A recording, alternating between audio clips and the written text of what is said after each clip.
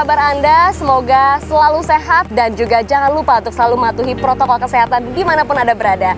Pagi hari ini saya Glory Oyong, senang sekali dapat menjumpai Anda. Saya sekarang sedang berada di Lembaga Ketahanan Nasional Republik Indonesia.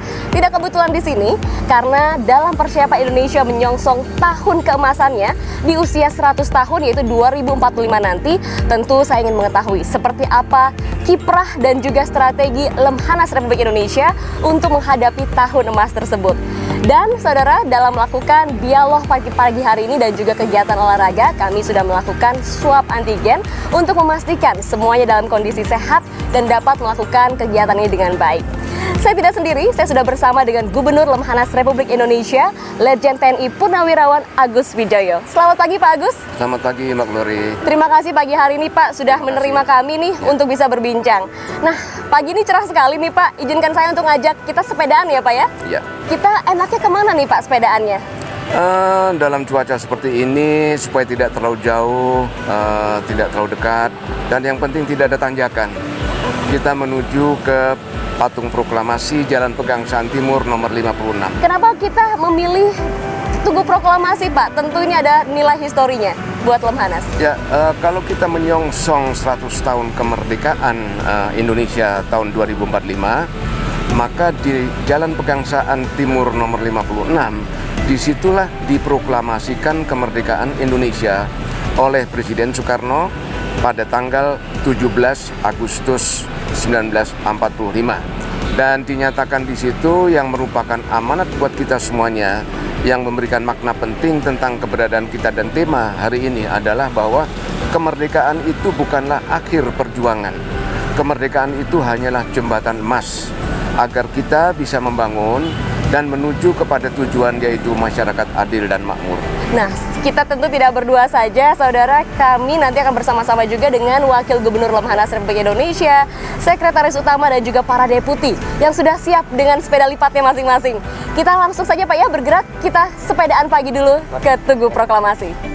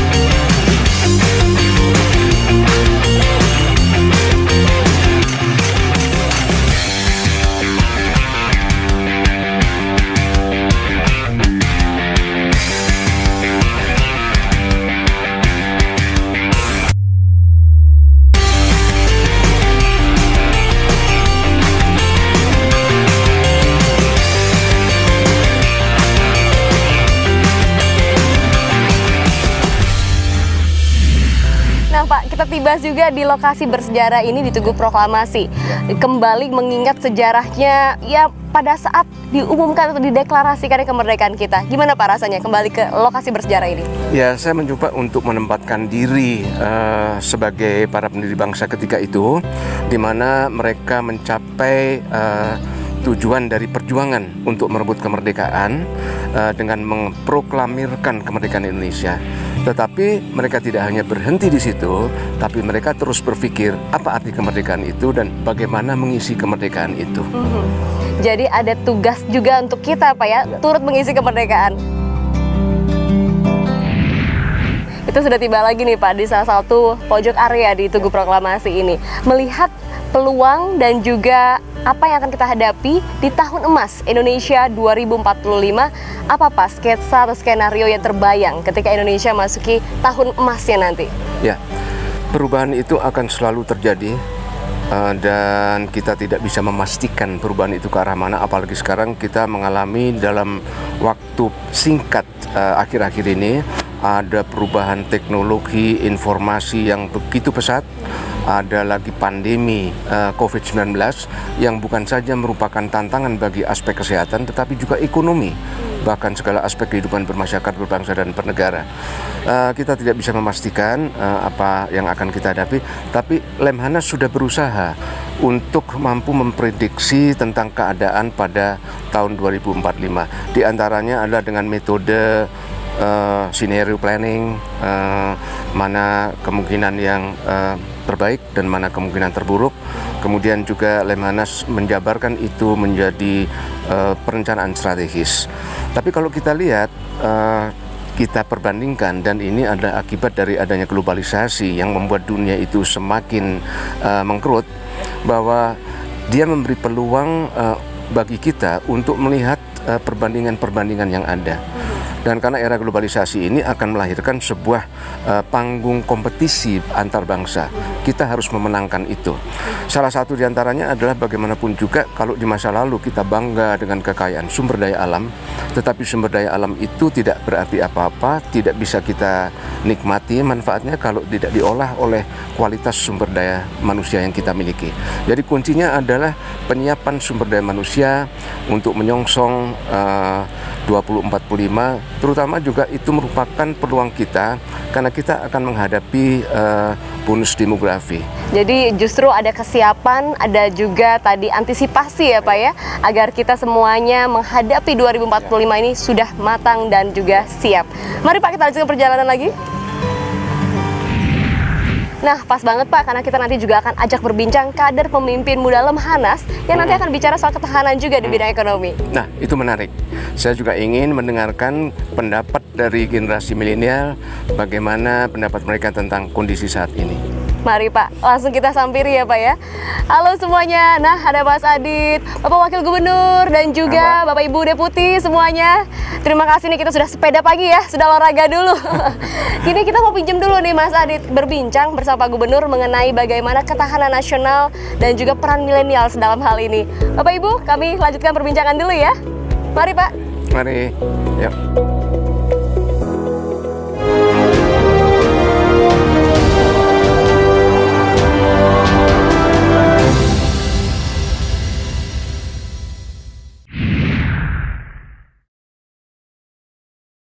Mau nyetok barang dagangan, semua ada dalam jangkauan. Mau yang dari penjual tangan pertama, di sini bisa. Mau pengiriman mudah, di sini aja. Mau dibantu promosiin, di sini bisa kita bantu promosiin. Mau yang banyak pilihan bayarnya, tinggal pilih aja. Karena di sini ada berbagai layanan untuk membantu apapun usaha kamu. Biar bangkit lagi. Ralali.com. Kini hadir layanan kesehatan cepat, mudah, terpercaya, dan akurat, mulai dari rapid test, swab test, dan vaksin untuk jaga kamu dan keluargamu. Ambil HP-mu dan buka website Neoklinik untuk lakukan pemesanan. Untuk di rumah, di kantor, ataupun dengan layanan drive-thru, kami siap melayani kebutuhan kamu kapanpun dan dimanapun. Gak usah khawatir, karena kami pasti berikan yang terbaik. Rasakan kemudahannya sekarang bersama customer puas lainnya yang sudah menggunakan layanan kami. Neoklinik, melayani dengan hati. Mau jualan online, tapi problemnya bejibun. Mau jualan lewat sosial media, sering dibilang toko abal-abal. Jualan lewat dapur ijo, babang ojolnya sih siap. Cuman potongan cuannya gede. Kalau lewat aplikasi chat, bisa sih, tapi sering disangka spam lah, hoax lah, ribet. Mau usaha tapi ribet. Nih, gue kasih tahu, pakai Konekto aja. Buka online store mudah, bikin toko kamu makin dikenal. Dan segala transaksi tanpa biaya potongan. Konekto, perluas bisnis, permudah transaksi. Temukan di App Store dan Play Store kamu, download dan daftar sekarang. Mumpung gratis. Mau berangkat kerja, berolahraga, ataupun pergi belanja? Apapun aktivitas di luar rumah kamu, pastikan Primero. Masker 3 lapis untuk lindungi diri dan sekitarmu. Pastikan pilihanmu selalu aman, pastikan Primero. Mau nyetok barang dagangan, semua ada dalam jangkauan. Mau yang dari penjual tangan pertama, di sini bisa. Mau pengiriman mudah, di sini aja. Mau dibantu promosiin, di sini bisa kita bantu promosiin. Mau yang banyak pilihan bayarnya, tinggal pilih aja. Karena di sini ada berbagai layanan untuk membantu apapun usaha kamu. Biar bangkit lagi. Ralali.com.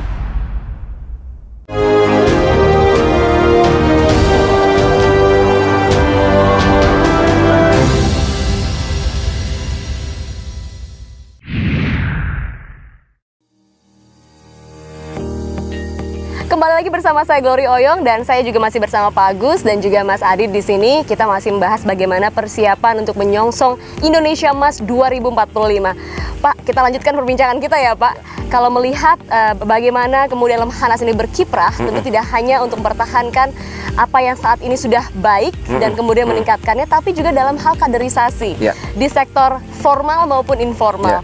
Apa Pak yang sudah dipersiapkan dalam membuat atau juga membentuk kader-kader yang tentunya tingkat nasional juga dapat berprestasi? Ya, pertama-tama perlu difahami dulu tentang peran dan kewenangan yang diberikan secara konstitusional kepada Lemhanas RI. Lemhanas RI tidak bisa untuk melaksanakan semuanya. Lemhanas RI akan melaksanakan fungsinya sesuai dengan amanat konstitusional.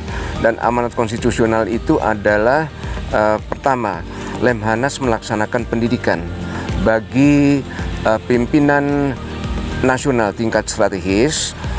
Kemudian yang kedua adalah Lemhanas melaksanakan pengkajian terhadap peran dan kewenangan KOR Lemhanas, dan ketiga Lemhanas melaksanakan diseminasi dan sosialisasi tentang nilai-nilai kebangsaan. Pertama-tama perlu juga kita ketahui bahwa KOR Lemhanas itu adalah untuk menginternalisasikan yang dikatakan sebagai 4 konsensus dasar kebangsaan bagi seluruh warga negara. 4 konsensus dasar kebangsaan itu terdiri dari Pancasila, kemudian yang kedua adalah Undang-Undang Dasar Negara Republik Indonesia 1945, yang ketiga adalah Negara Kesatuan Republik Indonesia sebagai wadah itu semuanya, dan di dalam wadah itu ada semangat dan ruh yang terkandung di dalam Sesanti Bhinneka Tunggal Ika. Nah, di sini juga sudah ada Mas Adit nih, Mas Joseph Aditya yang sebagai salah satu kader muda ketahanan di bidang ekonomi. Dan kita mau tahu juga nih Mas Adit, gimana sih awal mulanya sebagai founder dari Ralali.com itu membuat ketahanan di bidang ekonomi, utamanya ini digawangi oleh generasi milenial nih Pak Agus, izin. Silakan Mas Adit.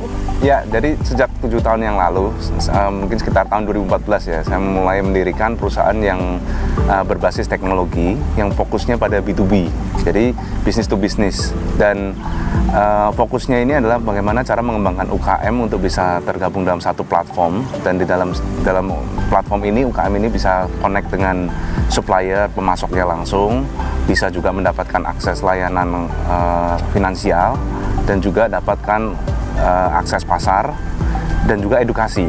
Nah, ini penting banget nih karena UKM sendiri ini kontribusinya sekitar untuk di Indonesia ya GDP-nya sekitar 60% dan menyerap tenaga kerja juga sekitar 97%. Nah, kalau kita bisa meningkatkan ketahanan dari UKM ini, maka ketahanan ekonomi juga akan meningkat. Ya, jadi tadi dari UMKM yang adalah kita sendiri ya Pak ya, jadi produknya dalam negeri, kemudian yang menggerakkan usahanya juga adalah bangsa sendiri. Tadi nilai-nilai Pancasila ada di situ untuk menciptakan ketahanan. Melihat ini semua, apa sebenarnya tantangan yang dihadapi Pak Agus menurut Anda oleh generasi muda menciptakan ketahanan nasional di bidangnya masing-masing, dan dalam hal ini mungkin di bidang ekonomi? Ya, pertama adalah membaca makna esensi perubahan, dan karena kita akan selalu dilingkupi dengan perubahan-perubahan, apalagi sekarang sangat dinamis, sangat cepat perubahan itu, sehingga kita memang harus mempunyai fleksibilitas tentang alam pikiran dan hati untuk bisa cepat menyesuaikan dan tidak hanya bersifat statis. Jadi harus dinamis, harus fleksibel gitu ya Pak ya, dan harus bisa mengikuti perubahan zaman. Kalau saya lihat dari sisi anak muda saat ini yang bergerak di bidang ketahanan ekonomi, utamanya di bidang digital, persaingannya tidak hanya nasional kan ya Pak ya, tapi juga global nih. Jadi kita menghadapi tantangan yang tidak hanya new normal ini, disrupsi oleh COVID-19. Nah Mas Adit, apa tantangannya menurut Anda bagi yang sekarang ini UMKM untuk menciptakan ketahanan ekonomi nasional kita? Ya, jadi mengenai perubahan tadi ya, kan arahnya mulai menjadi digital. Jadi kalau kita lihat bahwa Indonesia punya 64 juta nih UKM, tapi hanya mungkin sekitar 10-13% itu yang sudah terkonek dengan digital. Nah, Artinya kalau dibandingkan dengan negara lain seperti contohnya Korea Selatan, nah itu UMKM-nya itu mungkin sekitar 40% sudah mulai go digital, dan mereka juga arahnya udah mengkontribusi dari ekspornya sendiri sudah tinggi. Ini yang membuat mereka sendiri sekarang juga belum bisa bergerak menuju digital. Nah, tugas kami ini yang mungkin yang lebih muda-muda ini yang lebih bisa bergerak cepat.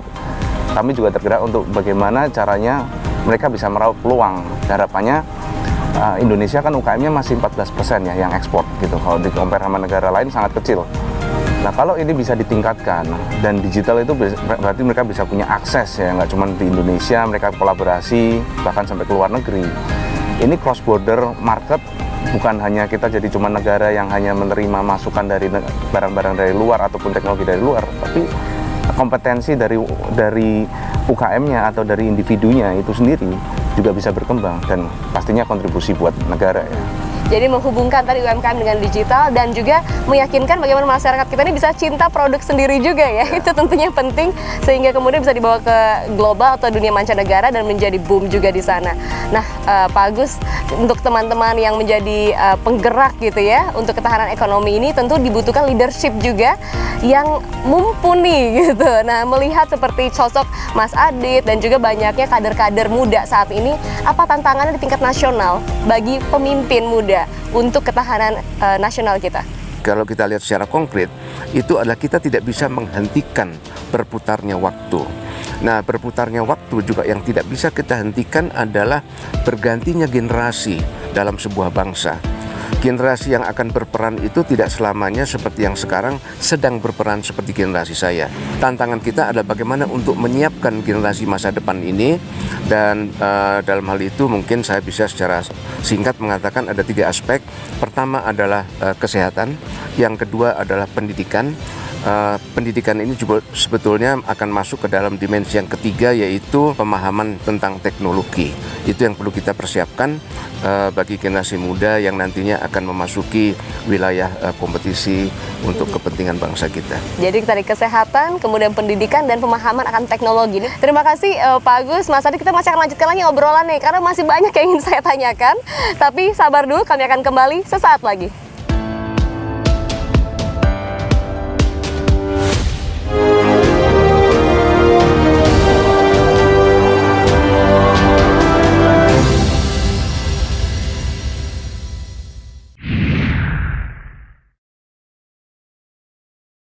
Mau nyetok barang dagangan, semua ada dalam jangkauan. Mau yang dari penjual tangan pertama, di sini bisa. Mau pengiriman mudah, di sini aja. Mau dibantu promosiin, di sini bisa kita bantu promosiin. Mau yang banyak pilihan bayarnya, tinggal pilih aja. Karena di sini ada berbagai layanan untuk membantu apapun usaha kamu. Biar bangkit lagi. Ralali.com. Kini hadir, layanan kesehatan cepat, mudah, terpercaya, dan akurat, mulai dari rapid test, swab test, dan vaksin untuk jaga kamu dan keluargamu. Ambil HP-mu dan buka website Neoklinik untuk lakukan pemesanan. Untuk di rumah, di kantor, ataupun dengan layanan drive-thru, kami siap melayani kebutuhan kamu kapanpun dan dimanapun. Gak usah khawatir, karena kami pasti berikan yang terbaik. Rasakan kemudahannya sekarang bersama customer puas lainnya yang sudah menggunakan layanan kami. Neoklinik, melayani dengan hati. Mau jualan online, tapi problemnya bejibun. Mau jualan lewat sosial media, sering dibilang toko abal-abal. Jualan lewat dapur hijau, babang ojolnya sih siap. Cuman potongan cuannya gede. Kalau lewat aplikasi chat, bisa sih, tapi sering disangka spam lah, hoax lah, ribet. Mau usaha tapi ribet. Nih, gue kasih tahu, pakai Konekto aja. Buka online store mudah, bikin toko kamu makin dikenal. Dan segala transaksi tanpa biaya potongan. Konekto, perluas bisnis, permudah transaksi. Temukan di App Store dan Play Store kamu, download dan daftar sekarang. Mumpung gratis. Mau berangkat kerja, berolahraga, ataupun pergi belanja? Apapun aktivitas di luar rumah kamu, pastikan Primero. Masker 3 lapis untuk lindungi diri dan sekitarmu. Pastikan pilihanmu selalu aman, pastikan Primero. Mau nyetok barang dagangan, semua ada dalam jangkauan. Mau yang dari penjual tangan pertama, di sini bisa. Mau pengiriman mudah, Di sini aja. Mau dibantu promosiin? Di sini bisa kita bantu promosiin. Mau yang banyak pilihan bayarnya? Tinggal pilih aja. Karena di sini ada berbagai layanan untuk membantu apapun usaha kamu. Biar bangkit lagi. Ralali.com.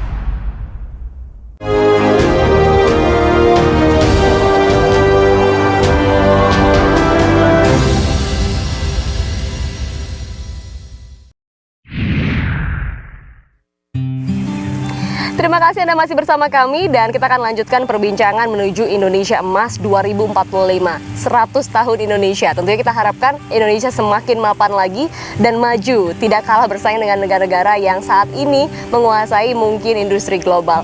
Pak Agus, kondisi pandemi COVID-19 ini kan tentu mengejutkan kita semua ya, yang tadinya mungkin belum bersiap untuk era digital harus kemudian berubah. Kemudian dari sisi ketahanan pun kita harus bisa dinamis mengikuti apa yang terjadi saat ini. Nah, apa yang dilakukan Pak strateginya dari Lemhanas Republik Indonesia menghadapi pandemi COVID-19 ini dalam tatanan ketahanan nasional? Pertama adalah bahwa pandemi COVID-19 ini selain menghadirkan sebuah kejutan strategis ya, dalam hal mungkin terutama bidang budaya, komunikasi, teknologi, dia memberikan hikmah. Mau tidak mau kita harus mempercepat, membuat lompatan untuk bisa merasa akrab dengan teknologi, merasa akrab dengan komunikasi yang sudah didikte oleh kemajuan revolusi teknologi informasi, dan itu memberikan hikmah pada kita untuk melakukan proses belajar mengajar yang tadinya itu kita nyaman dengan tatap muka dan mulai untuk membiasakan diri dengan new normal ini. Itu satu. Yang kedua adalah bagaimana kita untuk mencoba tidak lagi terdadak mengalami pendadakan strategis dengan perubahan-perubahan seperti ini yang tidak kita duga sebelumnya. Tadi ya Pak ya, dengan dinamis, dengan pertemuan virtual, esensinya tetap dapat. Nah, menghadapi tantangan ini Mas Adit, kita lihat orang-orang yang tadinya mungkin tidak berbelanja daring gitu ya, ini jadi peluang juga untuk UMKM yang masuk di sisi Ralali itu dalam hal berbelanja online meningkat. Nah, apa tantangannya tapi pandemi ini selain tadi peluangnya yang begitu besar? Ya, kalau kita lihat data dari Asian Development Bank ya, 50% UKM itu terancam untuk gulung tikar. Sebenarnya tantangannya mereka juga secara SDM itu literasinya masih rendah. Jadi mereka juga belum merata satu Indonesia ini bahwa bagaimana sih untuk menjadi digital. Terus kemudian yang tadi saya sampaikan juga transformasi digital ini juga ketika mereka mau melompat, mereka butuh ada biaya tambahan, entah untuk internetnya, akses internet, gadgetnya yang mumpuni. Ralali sendiri itu adalah menjadi sebuah challenge ya buat kami sendiri untuk bagaimana caranya kami berinovasi menciptakan suatu produk yang bisa membantu mereka. Sekarang ini UKM ini yang tadinya offline, cuman misalkan tukang potong rambut atau mungkin tukang tambal ban, gimana caranya supaya mereka bisa terekspos secara digital. Ya, nah mereka ini juga harus kita bantu supaya bisa statusnya sama dengan yang lain dan merata. Nah, akhirnya dari kami menciptakan satu produk yang bisa membantu mereka untuk bagaimana cara memasarkan langsung. Mereka juga bisa dapat proses digitalisasi yang tadinya masih pakai paper dan pen, sekarang menjadi dicatat online. Dan kalau udah dicatat semua, bank juga bisa mau memberikan misalkan pinjaman juga lebih mudah karena udah tercatat bahwa oh ya kamu betul, kamu siapa, kamu ngelakuin apa di situ, dan ya harapannya mereka meningkat. Bertahan dan mudah-mudahan setelah ini perubahannya akan terus dipegang gitu ya, karena tantangan ke depannya digital juga harus tetap menjadi hal yang dikuasai. Pak Agus, kalau kita melihat di tataran tantangan yang lebih besar lagi, tidak hanya sekedar mungkin pandemi yang saat ini sudah hampir 2 tahun ini kita rasakan. Apa tantangan yang saat ini juga bangsa harus hadapi untuk masa menuju ke 100 tahun di tahun keemasan 2045, dan bagaimana kita dapat menghadapinya? Pertama bahwa kita harus merubah ya, mindset. Mungkin kalau kita katakan bahwa sebetulnya secara tradisional kultur kita itu lebih banyak kepada ego oriented. Kita harus buka menjadi eco oriented. kita harus terbiasa untuk melihat keluar, memandang keluar. Walaupun memandang keluar itu banyak akan kita temukan perbedaan-perbedaan, tantangan-tantangan, dan biasanya kita tidak nyaman dengan perubahan itu. Kalau pesan untuk para pemangku kepentingan saat ini, pemerintahan dan juga para pemimpin yang saat ini turut menentukan nih nasib bangsa kita menuju ke tahun emas ini, ada pesan khusus Pak yang bisa disampaikan? Silakan. Saya berangkat dari kenyataan saja ya. Mengapa bahwa banyak sekali persoalan-persoalan kebangsaan yang besar yang harus kita selesaikan, tetapi kita habis waktu dan energi kita itu mempersoalkan kadang-kadang dengan fanatisme yang luar biasa tentang masalah-masalah yang minor, yang kecil, yang sebetulnya itu tidak merupakan sebuah hal yang prinsipil dalam kehidupan berbangsa, bernegara, dan bermasyarakat tadi itu. Itu menjadi tantangan mengapa kita jadi seperti ini. Dan tadi yang saya sampaikan juga, kita harus cepat mencari dan mewujudkan sebuah model kepemimpinan yang bisa dijadikan sebagai rujukan bagi generasi yang akan datang. Jadi keteladanan Pak ya yang harus ditinggalkan di waktu yang terbatas ini. Mas Adit, ada pesan untuk sesama pemimpin muda yang mungkin di luar sana saat ini juga berjuang nih untuk mewujudkan ketahanan nasional dari bidangnya masing-masing? Dari saya mungkin selalu support karya anak bangsa, karena karya anak bangsa ini pinter-pinter, bagus-bagus inovasinya. Transformasi digital akan datang lebih cepat dari yang kita perkirakan, dan pastinya asing juga akan masuk. Kemudian kejahatan pun di bidang digital pun juga akan banyak. Terutama dengan terus memegang teguh nilai-nilai yang diturunkan, yang dipelajari juga didikan-didikan dari Lemhanas Republik Indonesia tentunya Pak ya, untuk menciptakan ketahanan yang juga bernilai etik Indonesia dan juga beridentitas Indonesia. Terima kasih Pak Agus, terima kasih Mas Adit sudah berbincang. Tidak terasa nih waktu kita 30 menit sudah berlalu, tapi pesan yang hari ini kita akan sampaikan ke pemirsa yang disaksikan dimanapun berada, baik saat ini maupun nanti diulang lagi secara digital, bisa mengena dan membawakan hasil yang baik. Kita sama-sama sukses menuju Indonesia Emas 2045. Tetap jaga protokol kesehatan dan salam sehat. Saya Glory undur diri bersama juga Pak Agus dan juga Mas Adi di sini. Sampai jumpa.